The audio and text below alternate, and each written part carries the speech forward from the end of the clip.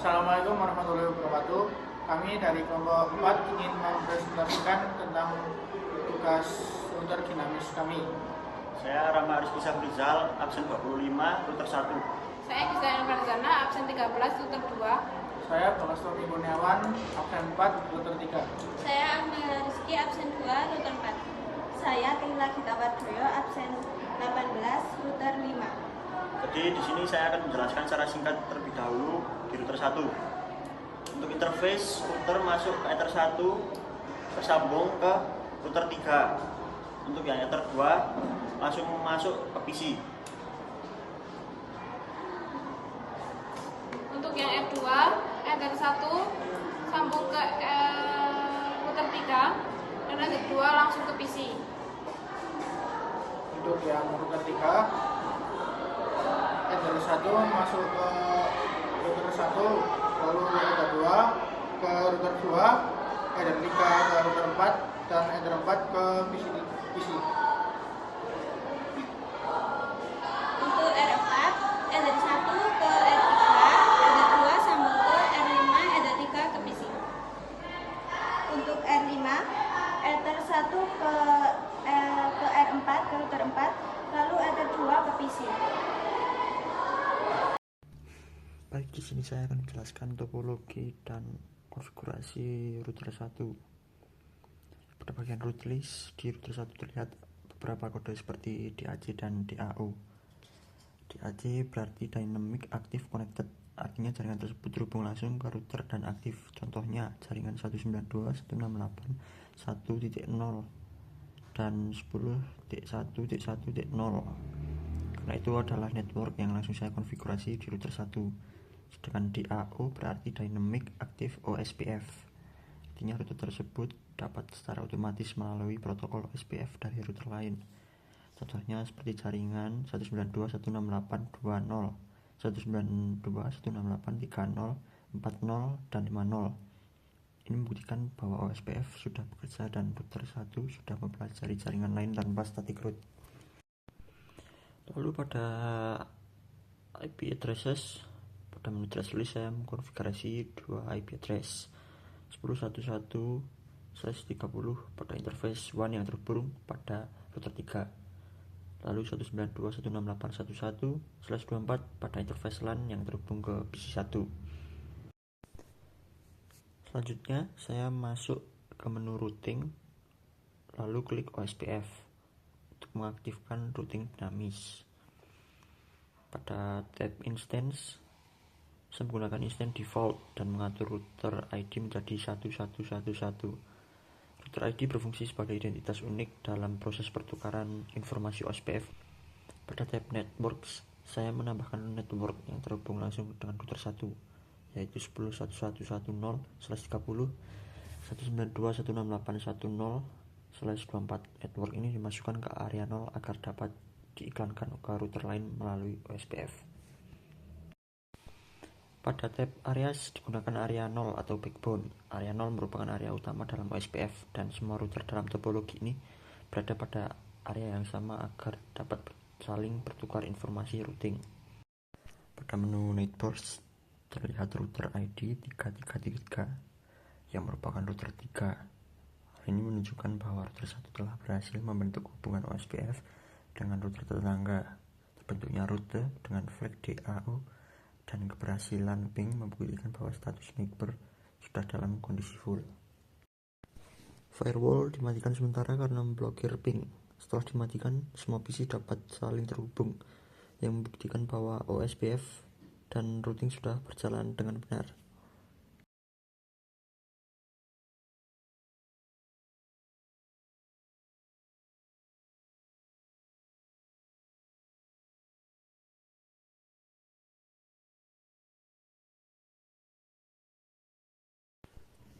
Saya juga mengganti IPv6 agar sesuai dengan network masing-masing router dengan gateway mengarah ke IP LAN router. Hal ini dilakukan supaya PC dapat terhubung ke jaringan lain melalui OSPF.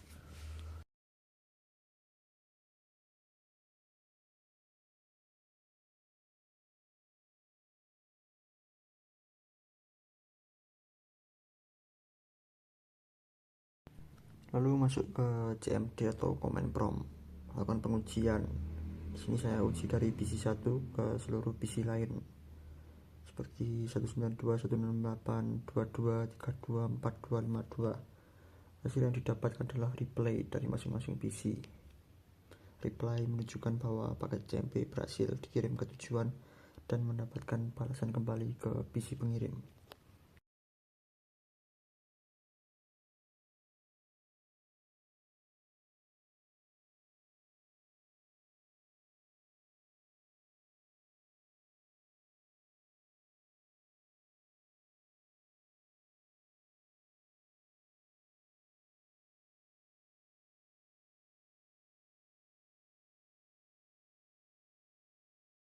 Lalu di sini saat saya mencabut router 1 yang terhubung ke router 3, terjadi perubahan pada root list, yaitu router dengan kode DAO yang sebelumnya ada menjadi hilang.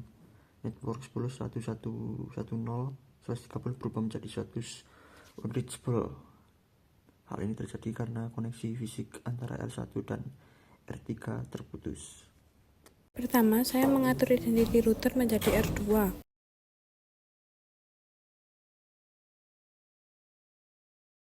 Kemudian saya memberikan IP1 yang terhubung ke R3 10.221/30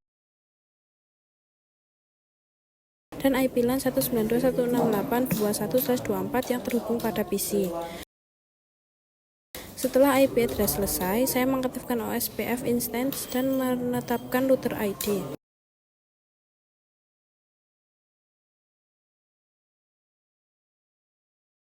Kemudian saya menambahkan network 10.220/30 dan 192.168.20/24 ke dalam area backbone atau area 0 agar dapat bertukar informasi routing dengan R3.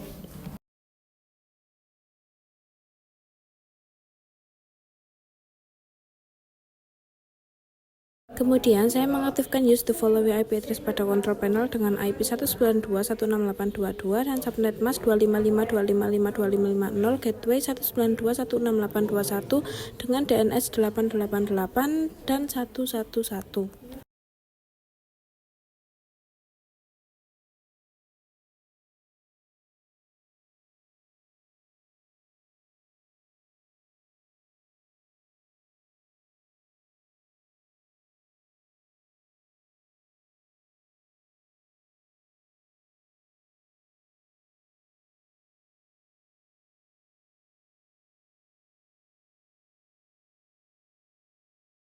Pertama, buka Winbox. Lalu ke identity. Identity itu buat identitas nama router biar gampang dikenali. Terus ini address listnya, itu daftar kumpulan IP address yang disimpan.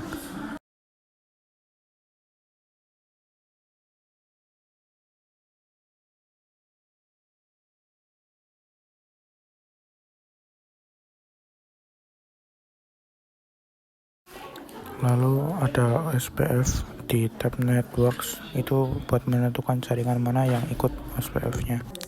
Lalu extend itu profil, dan ini interface. Ini networks.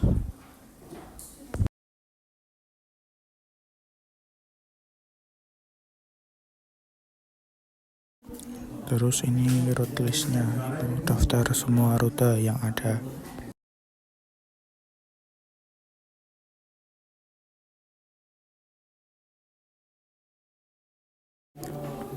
Lalu setelah ini kita ping CMD, melakukan ping di CMD.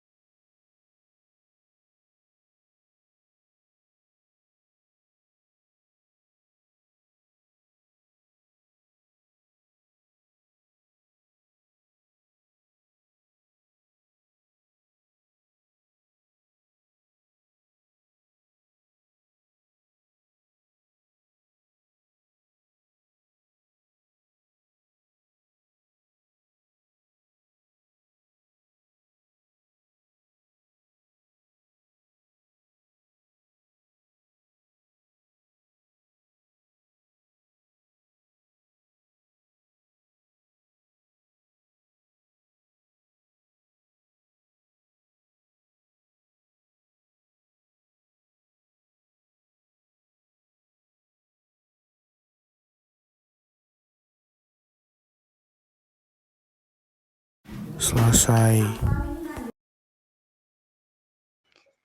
Di sini kita akan menyeting routing 4. Pertama kita ke sistem, terus ke identity. Nah, kita isikan routing yang kita jalankan sama nama, play, oke. Terus kita ke IP address. Nah, di situ diisikan address punya R3 sama punya kita atau R4. Nah, itu seperti di video ya, teman-teman. Lalu setelah itu kita ke routing, terus OSPF karena kita akan menjalankan OSPF. Lalu kita pilih yang itu. Terus dilihat itu 444 tuh karena router yang kita jalankan R4. IP-nya 4 ya, teman-teman. Nah, terus ke networks.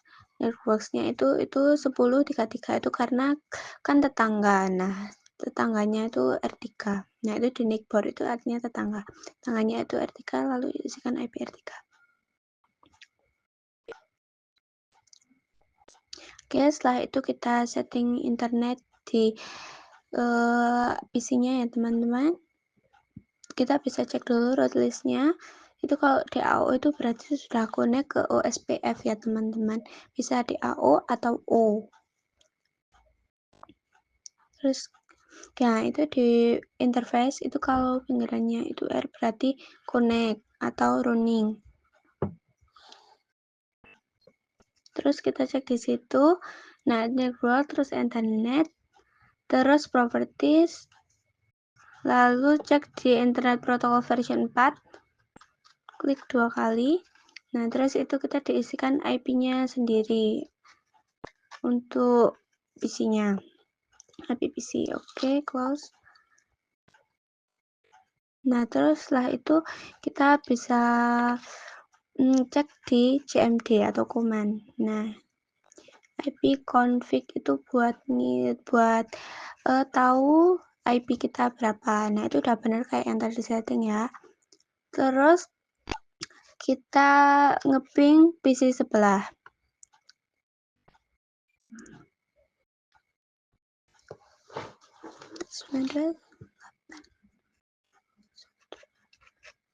Nah, ini untuk ping PC 1 atau R1. Terus kita ping R2.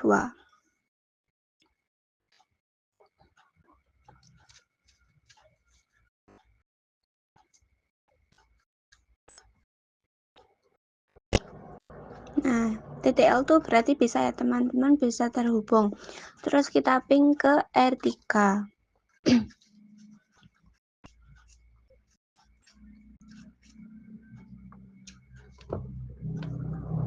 Nah, TTL, terus setelah itu kita bisa ping ke PC sendiri, tapi itu nggak terlalu penting banget ya. Bisa, kalau mau bisa ping ke PC sendiri, kalau nggak ya langsung ping ke R5.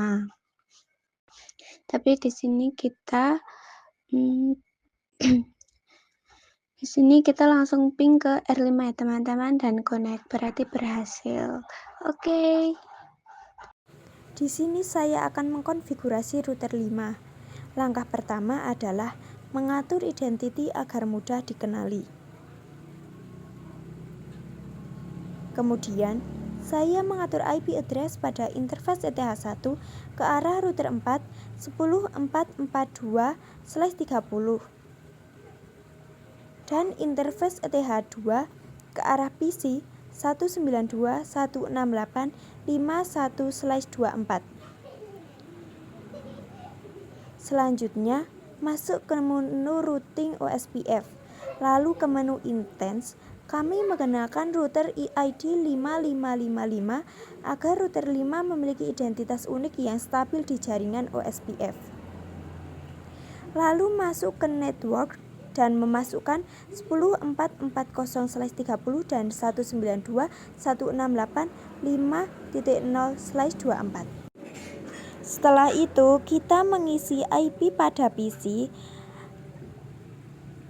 yang diarahkan ke IP LAN router masing-masing agar PC tahu jalur mana yang harus dilewati untuk keluar ke jaringan lain. Saya menggunakan IP 192.168.5.2 dan gateway 192.16851.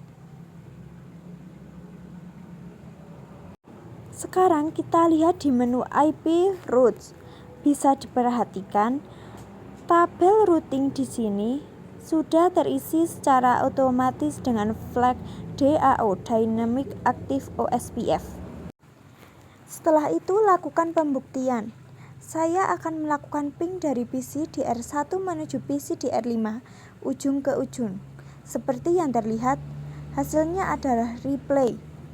Ini artinya semua LAN sudah saling terhubung. Sekian dari kami. Assalamualaikum warahmatullahi wabarakatuh.